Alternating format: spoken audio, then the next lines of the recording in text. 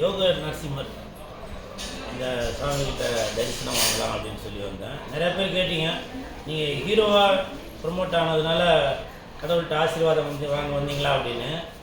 எப்போவுமே கடவுளோட ஆசீர்வாதம் அந்த கூல் சுரேஷ்க்கு இருந்துட்டு தான் இருக்கும். ஒரு மனதுக்கு ஒரு நிம்மதி வேணும் அப்படின்னாக்க உடனே நான் இங்கே கிளம்பி வந்துடுவேன். இங்கேன்னு இல்லை, பல ஆலயங்களுக்கு மன நிம்மதிக்காக நான் பாட்டுக்கு வந்துகிட்டே இருப்பேன்.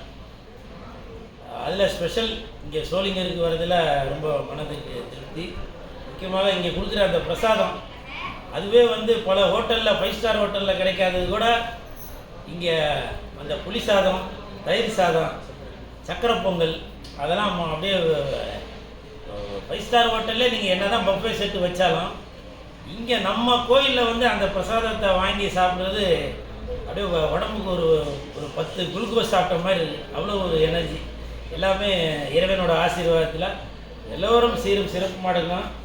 தங்கமே தங்கமே, நீங்களும் நல்லா சீரும் சிறப்போட இருக்கணும், சரியா? நீங்களும் சீரும் சிறப்போட இருக்கணும். ஒரு வாழைப்பழம் கொடுப்போம். ஆஞ்சநேயர்களோட அன்பு தொல்லை தாங்க முடியல, கையில் எதுவுமே எடுத்துகிட்டு வர முடியாது. பார்த்தீங்களா?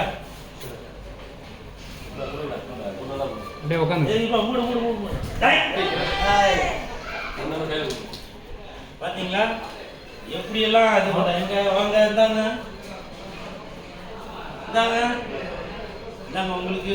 நீ அதை சாப்பிட அப்படியா? இந்தாங்க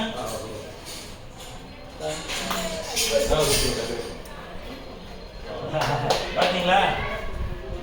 எப்பவுமே ஆஞ்சநேயரோட ஆசீர்வாதம் இருந்து கொண்டே தான் இருக்கும்.